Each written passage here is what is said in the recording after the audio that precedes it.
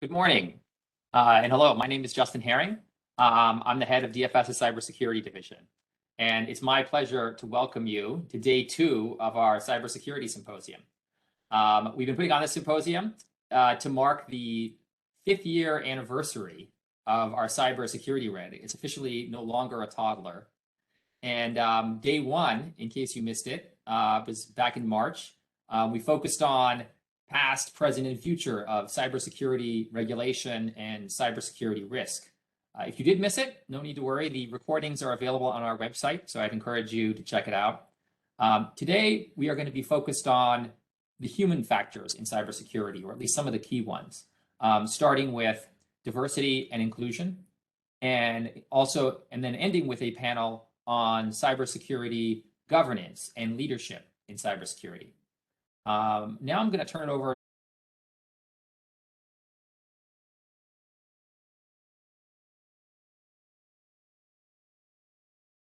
inclusion in cybersecurity, right? I think that really it's all of our responsibility to make sure that we are providing opportunities and welcoming people from all walks of life, including people who may have been underrepresented in cyber or in other industries. And I think, as all of us know, to put it in practical terms, right, there is another aspect of this. I almost think of it as like a self-interested aspect of it. If you work in cybersecurity, you know how difficult it is to find qualified and capable and talented people, whether they're lawyers or technical folks, right? And I think to grow the profession where it needs to be to actually supply the level of talent, we need to do everything we can to find and welcome talent from whatever walks of life that we can find them in whatever parts of our diverse society. And speaking of which, if you're interested in public service, we're certainly hiring at DFS, whether you're a lawyer or InfoSec person. Of course, we are an equal opportunity employer. If you are interested, whether you're a lawyer or InfoSec person, please check out our website. I am, of course, very biased, but I really think that there's no better place to work on making the world a more secure place than DFS. And with that, let me introduce my colleague, Wendy Earley. I have the tremendous privilege of working with Wendy every day. She is the deputy in the cybersecurity division, and together she and I lead the division. She, as you will see in a moment, she is terrific. She's versatile. She handles everything from the legal guidance that we put out to the management of the division to many of the most challenging substantive issues that we face in the division. She joined the cyber division about a year ago after spending 2 years serving as superintendent's chief of staff, the superintendent of DFS. And before that, she served in other state agencies and also in private practice as an attorney. So with that, I will turn it over to my colleague and friend, Wendy. Thank you so much, Justin. Thank you, Justin. I'm delighted to be hosting this panel this morning. Before we get started, I just want to note that the panelists are speaking for themselves today and not for their organizations or DFS. And with that, we're going to jump right into this important discussion. So as you might have heard, cybersecurity is a massive field where there are reportedly more than 2 million open jobs. And our panelists have been gracious enough today to join us to talk about their experiences in the industry. And as women and people of color, I think that their advice and their career paths are helpful to people who might be interested in this field, because as the saying goes, you can't be what you can't see. So I'm delighted to have this conversation this morning. And with that, we're going to kick it off by asking our panelists to tell us their story and how they've directed their careers into the cybersecurity space and how you think of your current role within the cybersecurity universe. So let's start with you, Laura, if you would introduce yourself and talk to us about your career path. Sure. So first off, thank you so much for doing this panel and for inviting me to participate with these esteemed colleagues that I see here on the panel. I am so excited to be here. Wendy, thank you for doing this. I really appreciate it. So Laura Diener, I'm the Chief Information Security Officer at Northwestern Mutual. We are a 165-year-old company in insurance. I actually started my career. Sorry, Wendy, did you want me to go right into the answering the question? Yes, absolutely. Yeah? Okay, good. So I actually started my career pretty early on with just a simple passion for understanding how things work. So I was encouraged by my father, tinkered a lot. He was in the US Navy. He had like soldering irons around a lot. And so at my mom's chagrin, of course, I was surrounded by just a lot of support to just try to tinker and understand how things work. I got my chance to do so at Old Dominion University in Norfolk, Virginia, by applying for computer science. It was pretty tough, but I stuck with it and landed my first job in a 24/7 SOC, a security operations center. Wasn't called a fusion center back then. And I learned all things security way back then, about 22 years ago. Mostly I was bored because I was on the night shift, so I started tinkering there. I built firewalls, learned how to scan for software vulnerabilities, probably bugged the second line engineers too much with all my questions. I got a chance to do penetration testing at another financial services firm. And then I'd say another financial services firm on Wall Street where I got to meet Nubia, actually. I had a lot of growth and opportunity in security architecture and eventually working for a CISO there, who really enabled my development and learning. I became a people manager, which was huge for me. I thought I was always going to be an individual nerdy contributor. And I decided I wanted to be a CISO. So I had my first chance at a media company. They actually had a pretty big breach, so it was pretty scary for me. But I got through that with a lot of support from, the legal folks that were helping us through it. And then got to try again to be a CISO at another financial services firm, and then eventually here at Northwestern Mutual. So that's me in a nutshell. I hope I did the 2 minutes. That was really helpful. Would you explain to our audience, we're lucky enough to have the three of you who are working in very different aspects of cybersecurity, what the responsibilities are of a CISO for people who might not be familiar? Sure. Thanks for checking me on that. So the Chief Information Security Officer is responsible for a lot of things. You might have noticed in the news, they have a lot of accountability when a breach happens. They're the person that has to make sure that, first of all, the breach doesn't happen, but also that explaining to board members, to regulators, why it happened, what occurred, and most importantly, developing the entire strategy to prevent that from happening on a regular basis, right? Part of that is cyber risk, so not just all the nerdy engineering stuff I talked about in the earlier part of my career, but managing cyber risk in the sense of understanding what your threats are, understanding what those risks are related to those threats, and then of course working with lots of other partners to ensure that the risk is minimal and acceptable for your organization. Thanks, Laura. Sure. All right, and with that, Kayla, would you answer the same question, telling us about your current role and how you got here?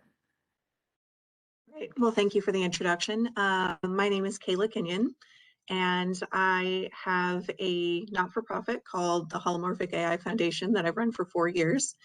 That particular foundation is all about understanding the totality of algorithms and how they are deployed in data science and security, and how they affect the way that we operate as businesses. And I am a CTO of a security software company called Boom ID. And previous to that, I have worked as a, I've done red team, blue team. I've been a consultant. I had a long career, basically. It's been about 15 years since I started in the cybersecurity field. And to echo the military portion, I always loved computers. I was a military brat. So my first IBM PC was actually donated to the military by the University of Texas. So that's how I got my first IBM computer as a child. I absolutely, loved tinkering with it. I had no idea that you could go to college for it. I was actually getting my pre-med degree when I found out. So I got my first chance at a job, 15 years ago, and I've had no regrets. It's been a great journey for me, honestly. And would you explain to us what red team, blue team is? It's really like overarching categories that have kind of come out during the time that I've been doing the career. Originally, there was just the security person.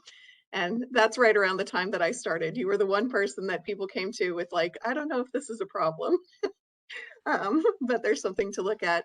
And that, of course, grew into, different security purposes, with Red Team being people who, purposely penetration test, do software security Q&A, or attack systems to find their vulnerabilities. And then you have your blue team, are the people who respond to breaches and incidents. So I've been lucky enough to be on both sides of that. They're both very interesting. Yeah. Thank you. Thanks, Kayla. Okay, and Nubia, would you tell us about your role and how you became interested and got to where you are? Absolutely, and thank you so much for inviting me. I feel like I have spoken on a few DFS panels recently, so I appreciate you guys inviting me back. I am not a gambling person, but I was lucky enough many years ago, 20 years ago, to bet on cybersecurity and privacy. I'm a lawyer, and it worked out. There were not people who called themselves cybersecurity lawyers 20 years ago, but when I was in law school, I took an internet and society class. There was not cyber specific classes in law school way back when.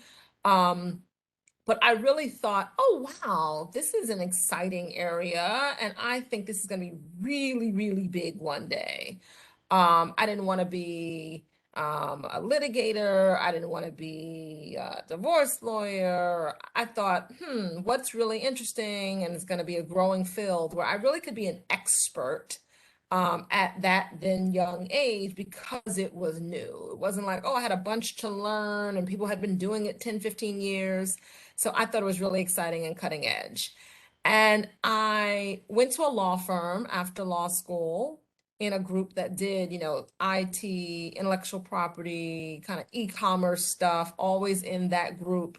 And worked hard after being there, I guess 6 years or so, and working really, really long hours at a big New York City law firm. I said, okay, well, it's time to go in-house and learn a different side of things. You get a different exposure to cybersecurity when you're in-house and you see the day-to-day operations. Again, that in-house job is where I met Laura, and had a very challenging experience with, financial services are really targets in the US, especially multinational companies in the cybersecurity realm. So I was at the forefront of cybersecurity and privacy, and raised my hand to say, really, I think we should build this out. So was the global head of cybersecurity at Morgan Stanley, and I was there for 11 years.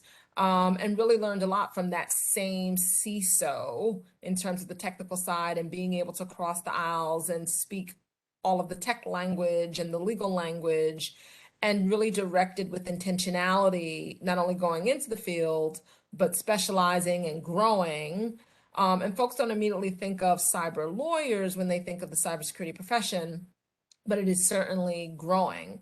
That then leads me to my current role, which is similar to my, immediately preceding role. And I am the Chief Cybersecurity Legal Officer at AIG, which is a 100-plus-year-old insurance company. And I'm also the Chief Privacy Officer, and they're often hand in hand. And what that means is our group, not only we direct the strategy and the program around the privacy program, but we support the CISO office, the Chief Information Security Office.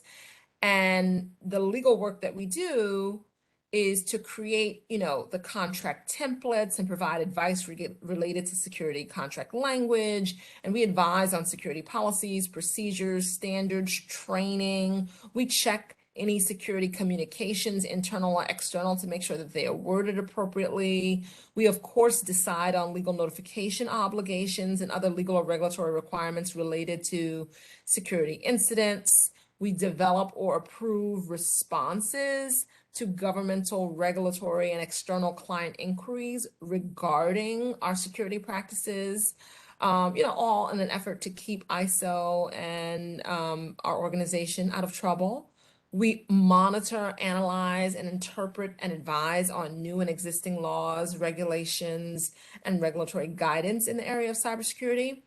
And a big part of what we do is comment on proposed cybersecurity legislation, regulation, and guidance, and help to revise and impact and change what it should be, being in the industry to work with regulators to really tweak it to be appropriate and right-sized.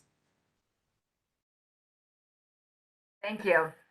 So I'm thrilled that we have such different areas represented, and thank you for sharing your stories with us. So what if you are a person who's really deeply interested in cybersecurity, and similar to what you were saying, Nubia, right? You look at this, you think this is a growing industry, and you'd like to learn more, and you want to say dip your toe in the water to see if it's a good fit. You know, Kayla, would you share with us how you might suggest that people test it out? Oh, absolutely. So there are a lot of meetups and groups. I was very lucky when I came of age, there was DEF CON and like cyber cafes like Cyberzone in Las Vegas. So that was a very good place to be introduced to the cybersecurity community. Now there's so many groups and meetups. You can find a Twitter, or you can go up on meetup.com. There are 2,600 OWASP, Women in Technology, InfraGard.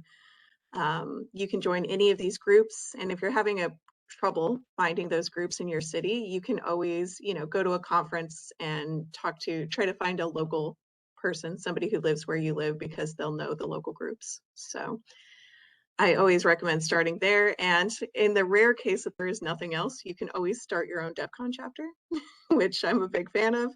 I have a friend who started the DEF CON chapter in Holland, and there wasn't a group, and you'll be surprised. People will come, and you'll have a lot of fun. So Thanks. That's a good way to jump in. And Laura or Nubia, any advice? Go ahead. Sure. I would say from the legal side, well, first of all, when I get into the pool or an ocean, I don't dip my toe. I personally jump in, but if you want to test the waters out, I would say, sign up for the various law firm articles to see if you like the reading and the technical nature of it. Attend a few conferences, cyber focused, as well as, some of the legal conferences, to see if you really enjoy what folks are talking about. If you're part of a law firm, maybe they have a cybersecurity practice where you can get exposure. Many law firms have kind of a rotational program, or join another law firm where you could get exposure without having to commit, where you could thereby go to a different group if you don't, in fact, like it. And just read a lot. Maybe it's a framework or the DFS regulations or some of the technical guidance. Because if you don't like that stuff, you would probably be miserable taking the leap into the deep end and then being stuck there. Or you can always change careers, but it's a good idea to just test the waters to see if you like that kind of reading and materials, conferences, law firm articles, things of that nature from the legal side. This is all great advice. The only thing I'd add is just, make sure you have a good understanding of what the day in the life is, to Nubia's point. Spend some time. A lot of companies have employee resource groups, and you might find somebody who's already in cybersecurity in the employee resource group. Ask them questions. It's really important to understand what it is you're getting into. Thank you. So with all of you having senior roles and responsible for hiring within your own columns or, excuse me, in other areas that interact with your group, I'm wondering, are there skills or qualifications that are essential to like get candidates through the door in your areas? So why don't we start off with the legal realm, Nubia? Any thoughts on that? Yeah, I would say that the skill set of a cyber lawyer is slightly different than other lawyers, right? You need to definitely have the subject matter expertise.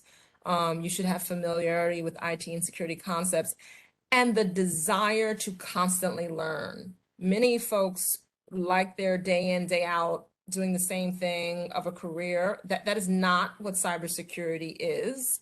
And so that ease of tech talk, you don't necessarily need to have a specific technical background, although it certainly would be helpful.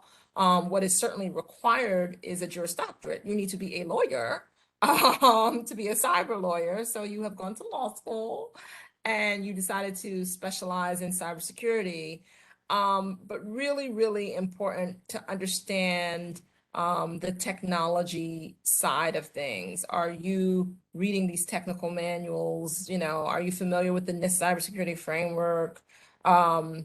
It should be a characteristic of what you enjoy doing. So those skills you can build, you can get certifications, but I think that's really essential in terms of the basic skill set to get your foot in the door, to show some exposure to that technical analytical side of things. Laura, from the CISO side? Yeah, I agree with everything Nubia said. Not surprised, Nubia.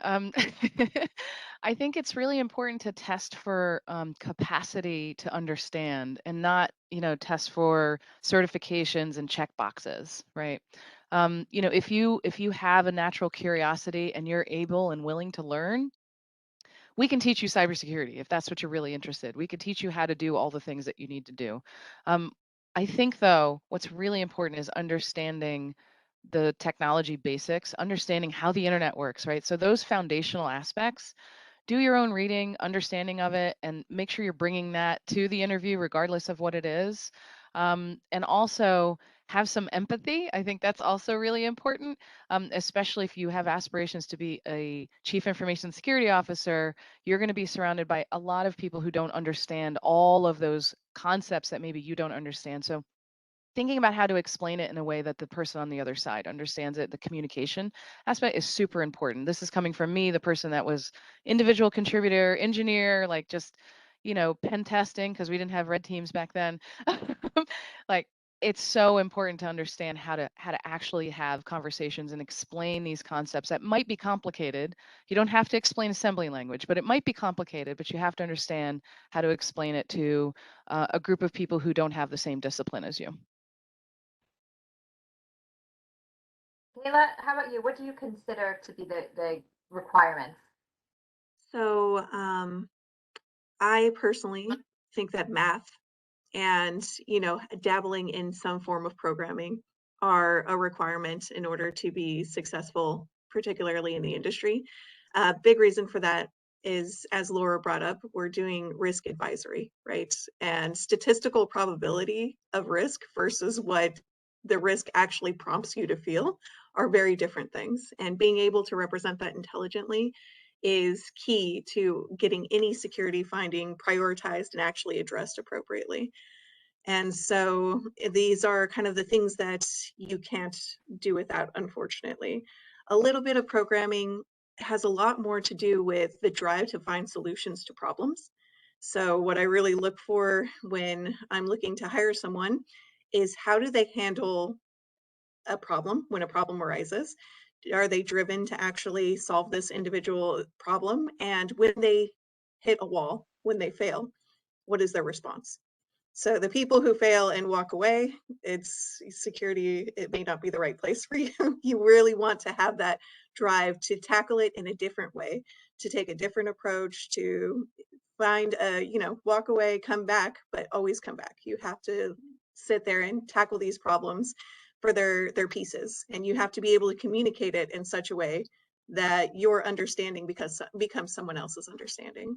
And so really, I look for descriptions of how they handle solving hard problems. And if they have programming experience, they'll have plenty of hard problems that they've had to solve and explanations for why. So it's a bit of a shortcut on my side, but it works. I think that leads us perfectly into the next thing we're going to discuss, which is, in the tech field and in the cybersecurity space, how do you really strike that balance between making sure you're hiring qualified candidates and you're avoiding job prerequisites that are too rigid and that go to disadvantaging underrepresented groups? Kayla, you wanna pick it up there?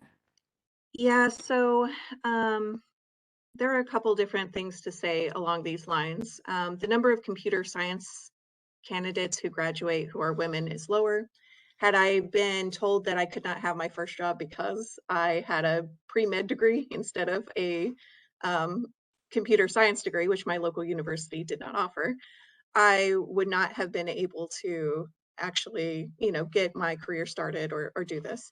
So the individual who hired me for my very first job, which was a junior job where I was expected to learn about cybersecurity, told me, at the time there were no cybersecurity degrees, but told me, if you're smart enough to learn that, we'll give you a chance to do this. And that made me the only woman in the entire group.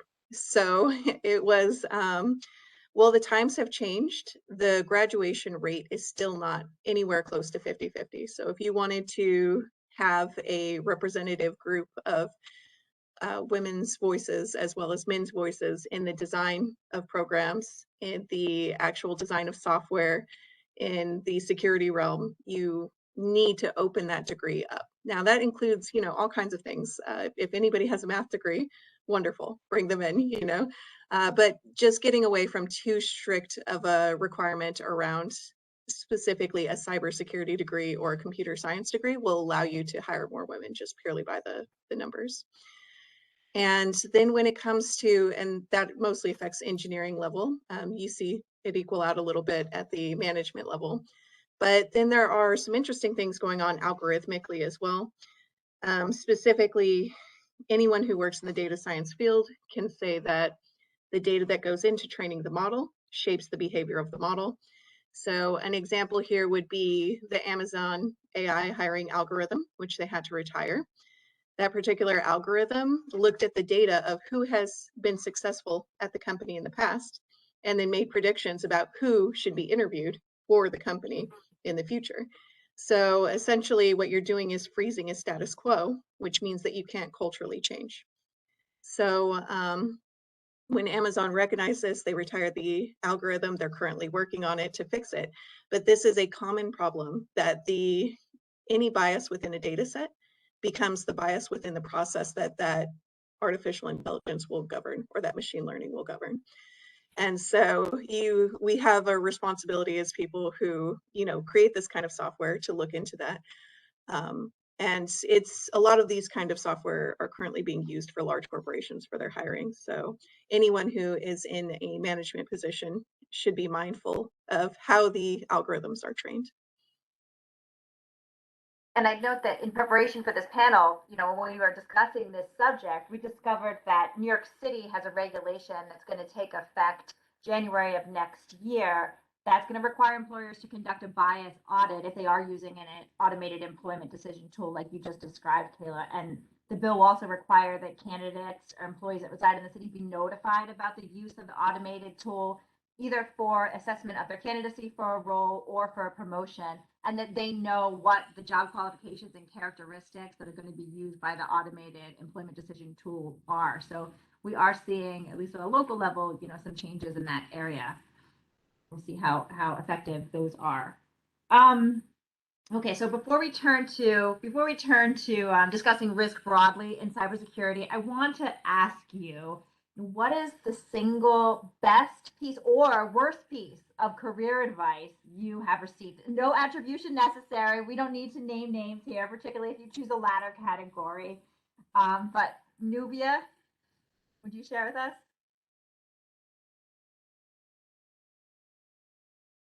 Sure. I would say, well, first, let me start with my mom. So I will give attribution. And my mom always told me, and I know it's popular, other people say it, find a job you love and you'll never work a day in your life. So you should be self-aware. It needs to be something that you're good at. You can't just love to do it and be horrible at it. And I love my job. I love doing cyber law. I find it interesting and challenging and stimulating. But in the diversity realm, you will often hear women, minorities, right? You are the architect of your career. You're the only person responsible for your career. People may help you out along the way via mentorship and sponsorship, but just take charge of your career and guide it with intentionality. And don't be afraid to step outside of your comfort zone to raise your hand for new growth opportunities. That is the only way to take a little bit of risk to really propel your career, would I say. So that's a little bit more than one piece of advice, but that's my summation. Kayla or Laura? I'll go. So I'm going to start with the worst piece of advice, which is, and it's kind of up against the best piece of advice from my mom as well. So the worst piece of advice I got is assimilate. So don't be yourself. Just try to, go with the status quo, be like everybody else. And as we were just talking about, Kayla, being the sole woman in a computer science class, um, I can't really assimilate, right? I don't have all the same backgrounds or even the same mannerisms. Um, and then, up against my mom's advice, which is to celebrate my heritage and culture. I'm Moroccan. I am very proud of that. I can tell you early in my career, I did not talk about it that much, but it's important to be yourself because you will be happy being yourself. Trust me. Assimilating is not going to be easy to maintain over time. So I think those are the best and worst pieces of advice I got that I wanted to share with y'all. Thank you. That's really good. Yeah, I definitely agree. I've definitely heard this, similar advice, but in terms of the worst advice that I got was don't do it. You already have a path in life and your path is going to be fine. You're going to make, you're going to have a good career, you're going to make good money. But the thing is, I was just doing what was available at my university. And I had this hobby, this thing that I loved that I did for fun when no one was paying me. And it's like, if you could actually be paid to do something that you would do for free, you should definitely do that. So I would just say, the worst piece of advice is anyone who tells you, do essentially what other people do, like just find a slot in life. If you have a passion, by all means, do that thing that you're passionate about. So now we're going to shift a little bit and talk about risk in cybersecurity. And I want to start with you, Laura, because you wrote a piece on how cybersecurity is now or should be considered part of the environmental, social, and governance aspects of corporate management. Will you tell us a little bit more about that? Yeah, sure. I'm so glad somebody read it. So thank you, Eddie. So the paper was actually, there is no C in ESG, and it suggests that cyber should be part or considered part of the environmental, social, and governance considerations. And actually, I wrote the paper with a partner at my previous role at S&P Global. His name is Simon Ashworth. If you actually go to FSISAC and the insights, you'll see the paper in there. You could just search for my name. But what the paper goes into is specifically within the governmental aspects of ESG, there's operational risk management. And there's some also with us, like the social realm has how you communicate about a breach, for instance. And so it goes into some suggestions on how to think about incorporating cybersecurity into like credit risk, and how that will play a part in a credit rating, or how it will play a part in maybe disclosing certain aspects of maybe a cyber breach, or whether or not you have a CISO, or those kinds of things, so that investors have an understanding of where you are from a cybersecurity standpoint. And so it was a lot of fun to do. I can tell you, I learned a lot about credit risk itself from my partner, Simon Ashworth. And so big shout out to him, but it was a good paper. I think we published it about 3 years ago. So if anybody wants to dive into a little bit more details, then have a look and let me know. Thank you. Yeah, and that can be accessed on the FSISAC website for those of you interested. It was a really thoughtful piece. Have you been seeing traction on that? Like, have people come to you and seeing anybody? Yeah, and well, so the traction I have seen is actually like S&P ratings. They do actually ask the CISO to come to the table, and they have a whole conversation. So it was interesting for me to be on the other side of it. But they asked me really great questions about the cybersecurity program here at Northwestern Mutual. Asked detailed questions, even asked about like pen testing results and those kinds of things. And so I do think that we'll see that kind of evolve over time with all the different rating agencies thinking about how they incorporate these kinds of questions when they're thinking about the rating that they give to a company, or even if investors want to have a better understanding of where they are with cybersecurity. I think they can get a good sense that way. And on the topic of risk, I would note that since we're talking about cybersecurity risk and diversity, at the beginning of the pandemic, women leaders in government, particularly New Zealand's Prime Minister Jacinda Ardern and German Chancellor Angela Merkel, were heralded for their leadership in managing the crisis. Now I'm going to ask you and start with you, Nubia. In your view, do women offer a different view on risk? So I think we do in certain aspects. I think that women, just if you go to women's natural characteristics, there are always exceptions, but you speak to a busy woman, they are often juggling priorities and balancing risk in their personal and professional lives. And when you think about the health pandemic, C-suite women in the room, including men, but it was a real focus on health and taking care of your country or your corporation and putting health first, and obviously all of the working from home and thoughtfully thinking about how you bring people back. And women often are taking care of elderly parents or younger children. I think women are often, we were speaking about this earlier, empathetic and compassionate. Successful women are often collaborative and detail oriented and communicate and transparent, very organized and rational and reasonable, and they bring everyone in before they make their decision. And so those characteristics of C-suite women are slightly different than characteristics that you would often use to describe men, powerful men. And so I do think that those type of characteristics not only help in a pandemic, they help in risk environments. People often say, oh, we should have more women leading major countries. The world might be slightly different, and would we be at war and things like that. It's just a different approach to managing a crisis. I do think that is true. I actually love managing crisis. I think it brings out the best in me and other women. So yeah, I think it is different. Kayla, agree? Anything else to add? Yeah, that's very interesting. I do think that the collaborative nature that we bring to the way that we tackle problems is helpful in communicating risk. And here's the thing, at some point, we would love to have all risk quantified in like actuarial tables. We would love it to be like how it is with car insurance, where it's like, okay, if you drive a red car, we know you're at increased risk, so it's just going to cost you $5 extra a month, right? Like this is this is like the ideal state of the world from a business perspective. But the gap between where we are now and where we'll be in the future, it's going to take every kind of background, every kind of experience, and women are part of that. We need to be part of that process to look at what are the things that are high risk, and it does need to be quantified where quantification is possible.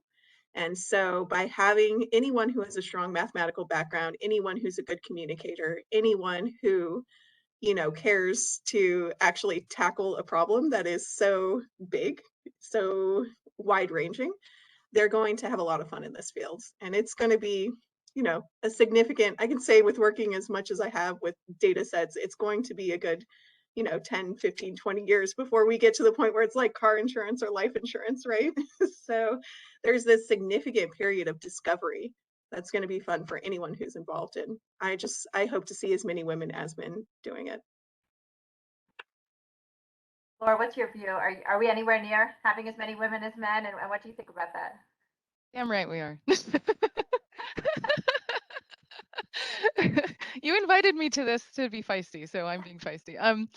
Yeah, so I agree with everything Kayla and Nubia has said so far. So I do think we have to do our part, right? So one of the things that I really am passionate about, because being an immigrant to this country, I definitely did not grow up, well off.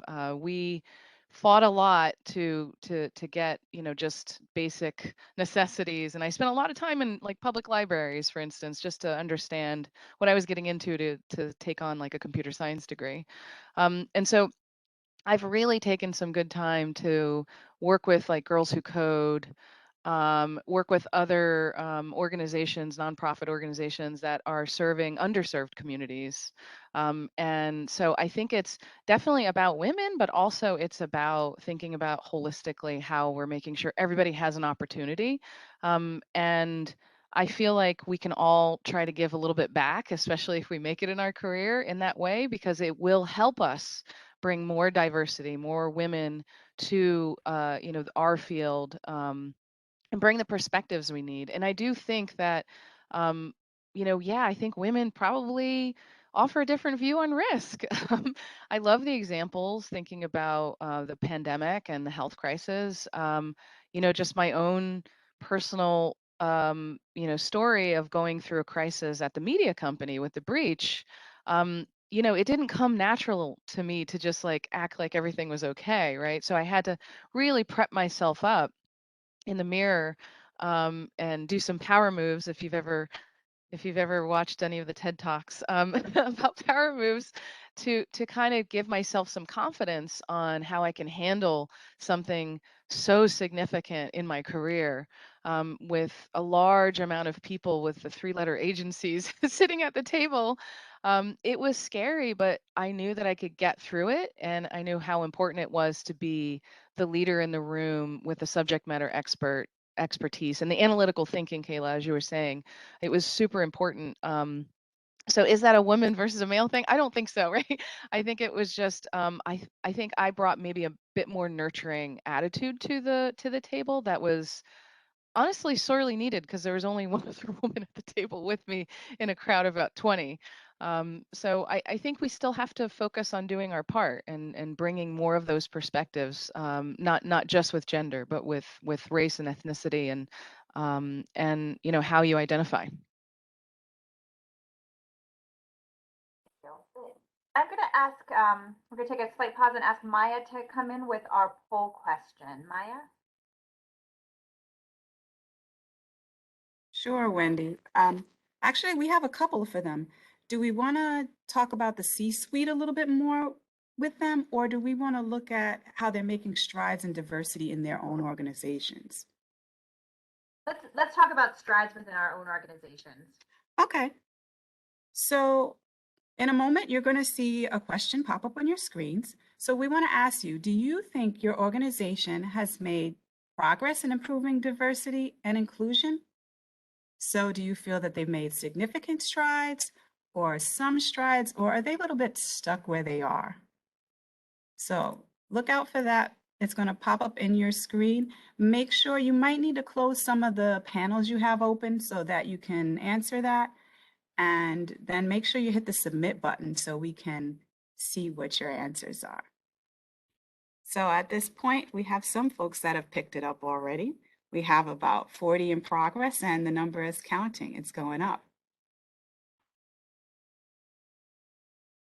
So I think, Wendy, maybe we should talk about that just a little bit more as they're thinking about this and answering that. And thinking about diversity on boards of their organization and other areas that could maybe use a boost. Absolutely. And I think this goes great into the next thing we're going to discuss, which is, when it comes to cybersecurity product development, which is certainly the space that you're working in, Kayla, what in your view is lost when there's a lack of ethnic, gender, and accessibility diversity among product researchers and designers? So this is one I can actually give a good example for, a recent example. So this example, actually, my desire to fix this, let me tell the story, actually came from traveling to the London Heathrow Airport. And they had implemented an algorithm for allowing people to scan their passport, have their faces scanned, and then walk through the airport.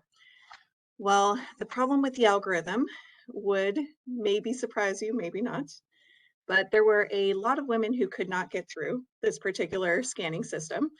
They were all being herded to one side of the airport while the men were breezing through. And as the women went and were being helped by the attendant there, he begrudgingly had to tell them to smile, because the majority of women's photographs that were used for the training of the algorithm had women who were smiling, had women who had makeup on, had women who had these, you know, particular things that had been used in that particular data set, which were normal for women on a regular day, but maybe not after a transatlantic flight where you were tired and, you know, not looking your photographic perfect best self. So that difference in the algorithm made that guy's job miserable. It made all of those women have a terribly inconvenient experience. And it was something that they fixed the algorithm, but they never actually acknowledged. And so it's the kind of thing where you have to wonder, had there been a woman involved in the Q&A testing, involved in the product design, would this have ever made it to implementation without this having been discovered?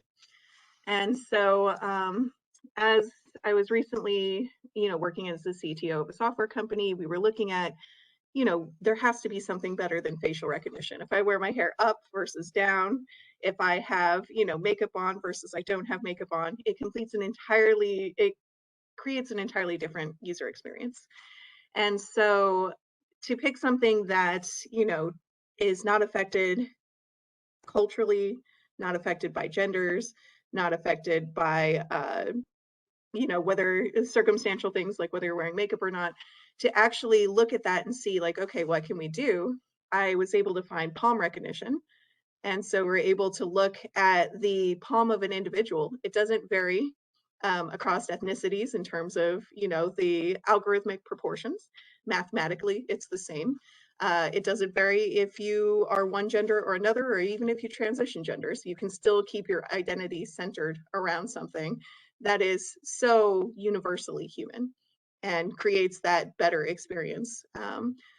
Because you can now have an identity that's no longer influenced by these external cultural factors, which I found personally super interesting. But I had to tell this story in order to get the London Heathrow Airport story, in order to get the organization to say, oh, okay, you know, maybe that should be our focus. Maybe we should, you know, think about that as a primary biometric. So it's actually, you know, and I had to go through extra steps of justification. It's more secure. It's, you know, it has these other features like a liveliness check. It was important to justify it outside of the terms of its cultural importance, which I think says a lot about the state of things, the fact that that's not enough.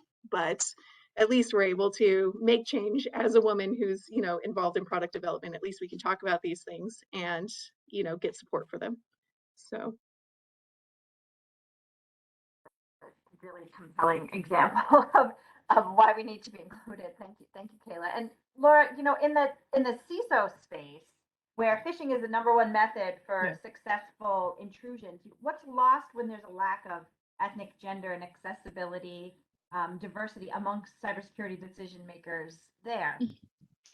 Yeah, so listen, we're up against significant adversaries, right? They are not hindered by any kind of bureaucracy or lack of budget, and so when you're trying to make sure that you can combat that, you should bring all perspectives to the table because it's been proven that innovation really thrives when you have all those different perspectives. So the same can be said about phishing, our phishing simulations, for instance, we have everybody participating in the company, but you know, when we create them, we're creating them thinking about all the different aspects of the employee base that we're sending our simulations to. And while we love to make sure that they learn, we really just don't want them to fall for the fish. So when we're crafting them, we've got to really think about what that employee base is, and if that employee base is as diverse as we want it to be. We have to think about the words we're using. We don't want to give it away too much, but we want to make sure it's realistic. And we really want to think about what's going to resonate with them, but also our security training. So, you know, if the training is based solely on one perspective, it's going to be pretty boring for people like me, no offense. so we really want to make the training exciting, not just about, discipline, right? We want to make it actually challenging, but we want it to be fun and incentivized. And to do that, we really need a solid team of people thinking about all the different perspectives that come into play to make that, you know, that artistic realm of security culture and awareness to really thrive in a organization that is diverse. And It So seems like Wendy when you, and our panelists, we have some responses in terms of how their organizations are doing with making strides in diversity. So about 23% of our audience said that they're making significant strides. 30% said they are making some strides, and 5% said that they were stuck where they were. That's bigger Thanks, than I thought Maya. it was going to be. Well, maybe this will help. Let's see. I think we're doing a pretty good job of providing some reasons as to why we should think again here. So, some technology product designers cite the concept of cascading benefits as a business reason to invest in recruiting a broad group of people of different abilities, ethnicities, and genders when designing and testing products. I think, Laura, both you and Kayla really spoke to the benefits of that. And another example I've heard about is the example of curb cuts, which are cut into sidewalks and apparently were originally designed in the 1970s for people who are in wheelchairs. But today you'll see them used by nearly everyone because they improve the actual product. They make the sidewalk better for so many of us, right? People with strollers or grocery carts or luggage or skateboards, right? It's not just the kind of originally intended audience. So in your experience, and Nubi, I'm going to start with you. In your experience, how do inclusive work environments, not just in numbers, but in respect and equity, like real measures of inclusivity, how do they make for better products and workplaces? Yeah, I think that everyone wants to feel respected and valued, and real inclusion and belonging make people happier and actually develop some type of affinity for their work environment. And it's kind of like a second work family, right? So we move from diversity years ago to now inclusion. And you may have heard the old saying that diversity is inviting someone to the party, but inclusion is asking them to dance, right? It's not enough to just have the numbers, but you're sitting by yourself in a corner and you don't really feel welcome, but oh no, they're playing your music. It's diverse music. Everyone's dancing. You ask, people to bring different dishes and drinks, and it's not just the assimilation that was talked about earlier. You're allowed to come to work and be your authentic self. And so when you have to put on a facade or a show at work and you can't be your authentic self, it's actually draining, right? It takes away from the creativity, the productivity, and the collaboration. And during the pandemic, and we should all be very conscious of this, there were quite a few polls done in which women and minorities thought that it was a more level playing field when everyone was stuck at home, because you didn't have that kind of informal cliques that, people play golf or went for lunch, or certain folks would walk by the office and you would get that informal time. Everyone had to schedule meetings, and that level playing field, especially, I'm a double minority. I am a Black woman, senior in my career, but I certainly understand being more junior and working your way up. You may not feel like you have the authority or power to speak up in certain scenarios. And so making people feel as welcome and as possible, that welcoming environment really makes for the more inclusive workplace that, of course, attracts more diversity, attracts more talent.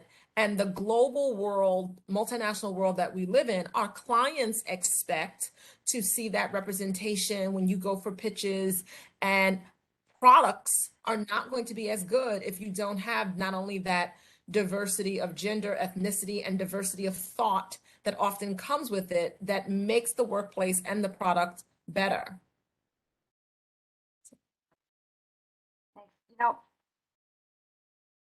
Let's talk to Kayla, picking up on that, right? So in the tech space, where there's the constant race to build bigger, better, and faster technology, in your experience, have stereotypes and a lack of diversity inhibited better cybersecurity when it comes to being, product design and implementation of those safeguards in the products? Well, actually, if I could add to the previous question, I like the fact that you brought up inclusiveness. In cybersecurity, I've worked at companies where 10% of the company is on the autism spectrum. So it is not uncommon to have, neurodiverse people who are very interested in it. It's actually very beneficial to be able to have that kind of, nature and focus when it comes to deep diving. There are a lot of amazing, talented individuals who fall into the neurodiversity spectrum. So a lot of the changes that we like to see have to do with the hiring process. We tend to hire extroverts. We tend to not hire inclusively. It tends to be that recruiter or HR hurdle that keeps those individuals from actually getting a chance to show what they're capable of.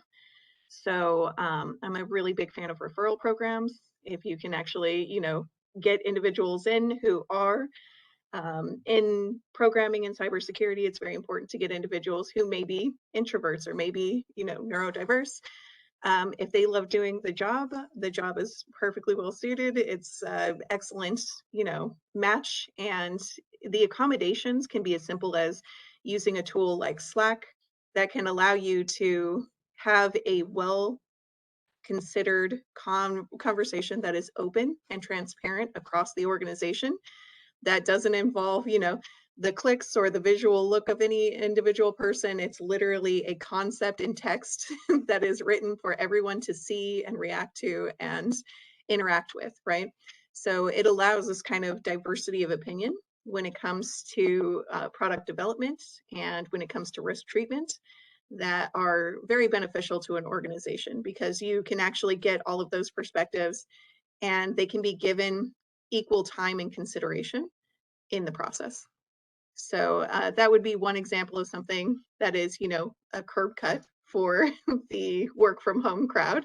I'm a huge fan of using the tools that you have, and Slack has been super beneficial for our product development teams and allowing some of those, maybe neurodiverse or more introverted people to have a fair chance at communication.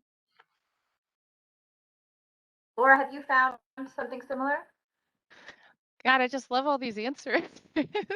I'm nodding my head and smiling the entire time. Thanks, Kayla, for the neurodiversity. I asked Maya to publish another paper from FSISAC. Sorry, I keep plugging FSISAC, but we have a lot of really great CISOs as part of FSISAC. So there was a paper by CISO of Bank of America on neurodiversity. So I encourage some reading there. Yeah, I said I was Moroccan, so, I think bringing my whole self to work, I had already mentioned that, something that my mom gave me as a lesson. When I think about my career, I can tell you when I did do some programming, I really hated the concept of whitelist, blacklist and stuff like that, right? Because it's not a white versus black thing, right? This is programming. It should be deny and allow list, right? So I think we can all think about the different ways that the past has taught us to use certain language and just be the change, right? My team is going through, yes, it's a lot of code to change, right? But my team is going through thinking about how to be more inclusive in the language that we're using in that sense. I think everybody can play a part in that, and just think about the different ways that we're all showing up so that we can feel like we're bringing our whole selves to work, that we can be inclusive, that everyone feels welcomed. And when all that happens, something magical happens. Everybody is really innovative. They start thinking about how to solve problems better because they're happy to be at work. They're there. They have the voice. They don't feel excluded at all, even in the microaggressions of language and programming, right? So I think outside the box on all of this stuff, because I do think lots of people were probably well-intended 20 years ago when they're thinking about all these words that they're using. But it's a new world, right? And we have to usher, those girls who code that I talked about earlier into this world of IT and cybersecurity and cyber risk and cyber from a legal perspective, right? So those things all have to happen, and they have to see themselves there in order for us to continue to bring that diverse perspective into our field. With that, Maya, would you jump back in and offer a question to our audience that will help determine the kind of scope of the problem? Sure, absolutely. So this question is, which of the following minority groups is most underrepresented in the C-suite? Is it white women, men of color, or women of color? And so you'll be able to see that popping up in that polling panel. You might have to minimize or close some of the other windows you have so that you can see that. And so right now we have about 35 in progress and climbing. So Wendy, do you want to continue along with some thoughts about that while we collect, our feedback? Sounds good. Let's talk about, cybersecurity as a mission-driven field. And as part of our discussion today, it's been so inspiring to hear how all of you decided to make cybersecurity your area of focus. And I'm wondering, Nubia, and this will start with you. What about your job inspires you? I would say that it is inspiring. Cybersecurity is such an important topic, not only for your company, the risk, the board, society, the globe. It really is inspiring to know that what you do day in and day out has significant impact on your company and society at large. You really are doing something that you love and that is extremely impactful, and making the world essentially a better place. It's inspiring to know that what you do really has a ripple effect. Kayla, anything to add there? In terms of actually making the world a better place, there are moments in my career where I felt like, okay, this is very aspirational. Like I was able to be involved in, voter security as an example, so election security. So that was something where I was like, okay, this actually rises to the level of making, the world a better place. But honestly, for the majority of it, I just find it really interesting. Like it's a very interesting field. I like the work. I like the fact that we can, we have a chance to tinker, and in our tinkering, we have a chance that we can do these incremental progress is progress. So I'm a pretty big fan of, changing the underlying systems, because once you hand a process over to a system, then the system codifies that and it just becomes the norm. So every time we get a chance to build a system, we have a chance to actually make that incremental change that can make the world better. But the only way that the job inspires me is it inspires me to do things. So to get in there and to actually try to find meaning and purpose, and to always try to make it useful. So Wendy, we have feedback from our audience now. So in terms of which of the groups they felt was most underrepresented in the C-suite, they said about 3% said white women, 9% said men of color, and 40% said women of color. Maya, I'm guessing the audience is correct. Do you have any statistics So to we share have with us? a McKinsey study that was done in 2021, and it said that 4% of C-suite positions were held by women of color, 20% by white women, and 13% by men of color.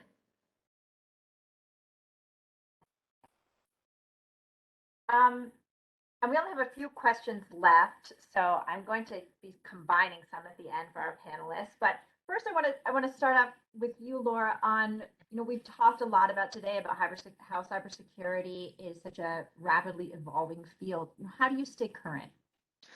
Oh man, it's I have 4 kids, so I can tell you that it's been hard to stay as current as I want to be, just because I do put my family first. So I'll start off with that.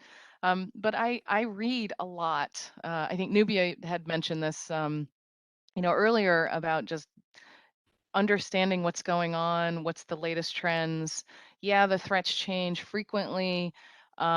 Business priorities have to pivot, to be honest, to stay relevant. And so you have to think about, if you're a security practitioner, for instance, what is it that makes the business tick, and really pay attention to the strategy going forward. Pay attention to those town halls, even if they feel boring.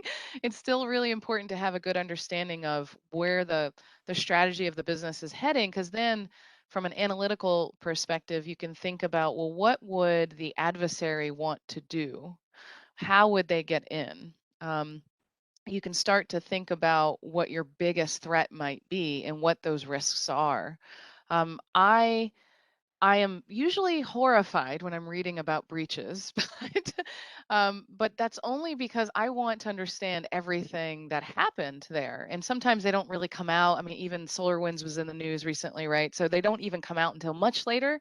But you can learn so much from all of that. And try not to do what I did about 15 years ago in my career and just pass them off as stupid, right? Have that empathy and think about, well, something must have gone wrong somewhere in there. It couldn't have just been like one person's password being SolarWinds123, right? It couldn't have been just this or that. And start to think about what were the actual reasons for it. And then bring it back, right? In whatever role you have, bring it back to your organization on what you can do to change. I think it's also super important to have an organization that's supportive of shining that light, right? Like Kayla came from a let's break things background, right?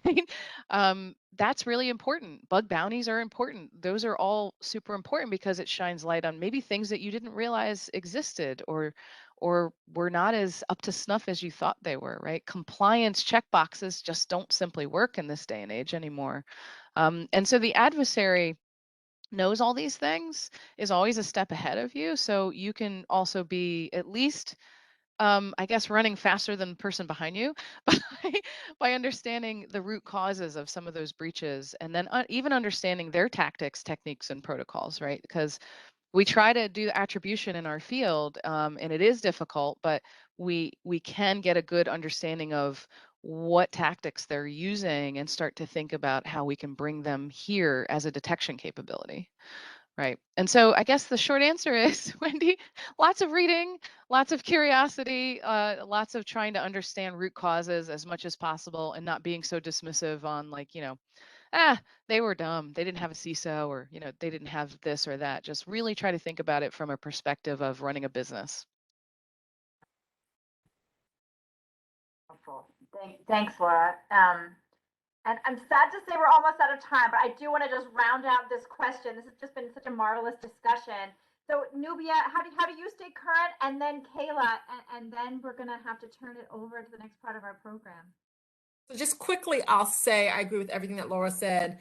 And I will say that from the legal standpoint, you just want to be as involved as early on so that you're not understanding what the laws are after they're passed and you're trying to rush implement. But if you're part of the creation process, you stay current because you helped create it, right? And so you're really ahead of the curve of other people who are just, reading the law firm articles and have the check the box implementation program. You are really part of the mix in helping to create it. Now I'm fortunate to have a global team and everyone doesn't have that reality where you can help create things, but that is how I try to stay current. My quick answer. Okay. If we don't have time for any more questions, can we do the elevator question real quick? I think it's the most important one. Okay. Yes, definitely. Okay. So we'll do speed round. You're right. Okay. So let's combine the two and people can choose which one they want to answer. So our last question was going to be, how have people helped you along the way? And perhaps more importantly, as you point out, Kayla, is, how do you send the elevator down to support others? So I'm going to kick it off. All right. So I'll go ahead and kick that off. As a leader in a C-suite position, you absolutely have to create junior positions. And if you really want to see women, you have to hire women. So you need to look, I'm like, if you want 50-50, you have to actually make that a quota. You have to make it something internally where we're driving towards this goal and we're going to do what's necessary from a recruitment process to make that happen. So, and if that means sweetening the benefit package so that women can have things like, childcare and anything we need to do, we need to make sure that we're doing that. All right. Critical. Thank you. Laura, agree? Oh, I was like nodding and saying yes. So yeah, 100% agree. Definitely. I think the other aspect is in the interview panel, like maybe think about what that panel looks like. Maybe think about that job rec. Are you using the word aggressive? God, I hope not. There's plenty of tools out there when you're thinking about job descriptions to make it more gender neutral, right? More open to lots of people who want to apply for it. So think about those aspects too. And Nubia? Yeah, I would agree with all of the above. And I would say that not only getting folks in the door, 100% agree. My team looks like the Rainbow Coalition. It is roughly 50-50. It might be more women, but it is extremely diverse in terms of sexual orientation, ethnicity, women. So getting them in the door, sending the elevator down, but also sending the elevator down in terms of retention and advancement. I have numerous mentees. I have group support sessions with women around the world, open lunch question sessions. I have an open door policy. You know, requiring your organization to have whether it's the Rooney Rule that you need to interview diverse candidates before people who are not so like-minded, who would naturally think to hire outside of their friend zone, which may not be as diverse, trying to implement guidelines that make people push more towards being diverse conscious is helpful. And just taking on the personal responsibility, not only to send the elevator down, but personal obligation I put on myself to lift as I climb is just imperative. Thank you. I thank you all for your generosity this morning. This has been a great discussion, and hope we can do it again soon. Definitely. So with that, we're going to let everyone take a break, and we will Wendy, just before we do that, Justin wanted to make a quick announcement. Wonderful.